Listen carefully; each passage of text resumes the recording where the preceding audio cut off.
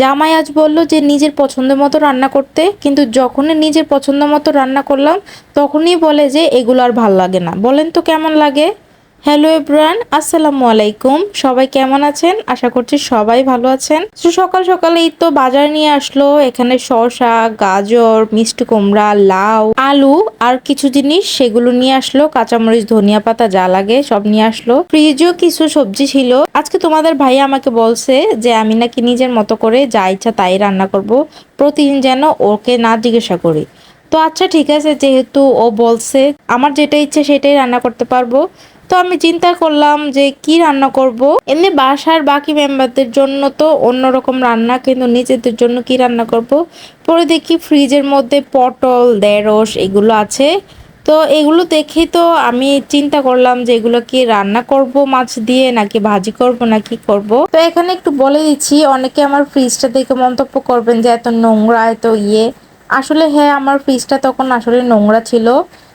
আমিও নিজের চোখে দেখেছি, কিন্তু অনেকদিন ধরে পরিষ্কার না করার কারণে ফ্রিজটা আসলে এরকম হয়ে গিয়েছে। পরে কিন্তু আমি ফ্রিজটা পরিষ্কার করে নিয়েছি। ফ্রিজটাকে যখন দেখলাম অতিরিক্ত ময়লা, তখন আমি 2 দিন পরে ক্লিন করে ফেলেছি। আসলে আমি কিছুদিন ধরে অসুস্থ ছিলাম আর সংসারে অনেক বিজি ছিলাম, এই জন্য এই টুকিটাকি কাজগুলো করতে পারে নাই। আর আপনারা সবাই জানেন যে আমার হেল্পিং হ্যান্ড নেই যে কেউ এসে বাসায় কাজ করে দিয়ে যাবে। মাঝে মধ্যে একটা আন্টি আসে, মাসে মনে করেন 2-3 বার আসে। তাও এসে উনি ঘর মোছা, বাথরুম ধোয়া বা কোনো ভারী কাপড় চোপড় ধোয়া থাকলে তখন সেগুলো করে। এরকম এক্সট্রা কোনো কাজ উনি করে না। সো আমি তো চাই যে কেউ একজন এসে আমাকে সাহায্য করুক, কিন্তু আমাদের এদিকে প্রত্যেকটা বাসাতেই সমস্যা, মানে কোনো হেল্পিং হ্যান্ড পায় না। মানুষের এখন দিন দিন এরকম অবস্থা হয়ে গেছে, মানে ভিক্ষা করে খাবে কিন্তু কাজকর্ম করে খাবে না। একটা মজার ঘটনা আপনাদের সাথে শেয়ার করি। যখন রমজান মাস ছিল তখন যে মানুষ 20 রোজার পরে ফেতরা টাকাগুলো নিতে আসে, তখন এখান থেকে কিছু মহিলাদেরকে আমরা বলেছিলাম যে আমাদের বাসায় কাজ করবে কিনা। যখনই এই প্রশ্নটা করেছি, যাকেই করেছি সে টাকা না নিয়ে দৌড়, মানে তাকে নিয়ে ধরে বেঁধে আমরা কাজ করাই, সে এটা মনে করে দৌড়। মানে কেউই কাজ করবে না, কিন্তু ভিক্ষা করে ঠিকই খাবে। মানুষের দরজায় খুঁজে খুঁজে ঠিকই খাবে, কাজ করে কেউই খাবে না। আপনারা হয়তো আমার ভয়েসের মধ্যে অনেক বৃষ্টির শব্দ শুনছেন। আসলে এখন বৃষ্টি পড়ছে আর আমি দুপুরবেলায় এই ভয়েসটা দিচ্ছি। এখন আমার বাবুও ঘুমাচ্ছে, তোমাদের ভাইও বাসায় নাই, একটু বের হয়েছে, ওর কি কাজ আছে সেই জন্য।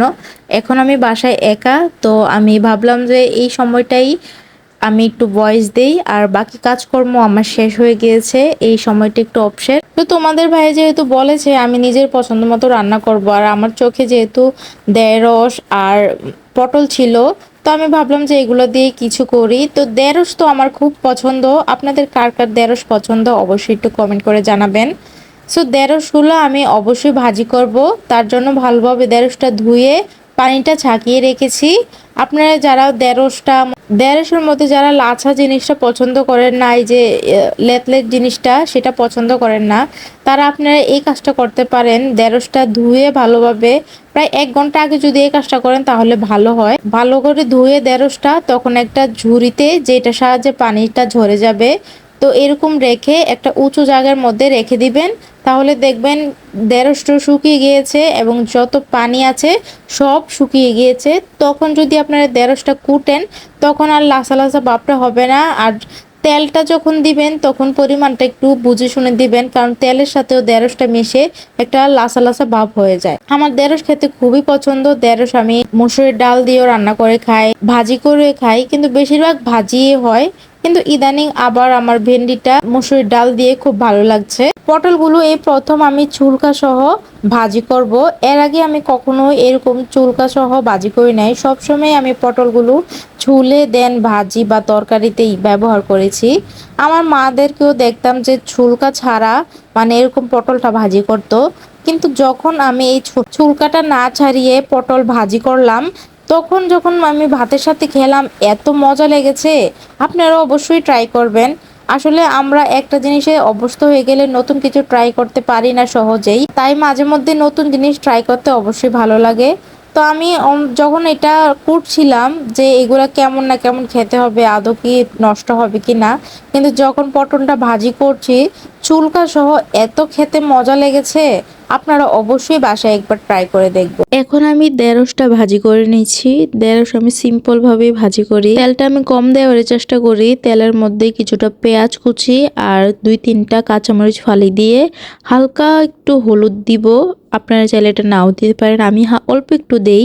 তারপর স্বাদ মতো নুন দিয়ে দেন আমি ঢেঁড়সগুলো দিয়ে ভালোভাবে নেড়েচেড়ে আমি ঢাকনা দিয়ে রাখি।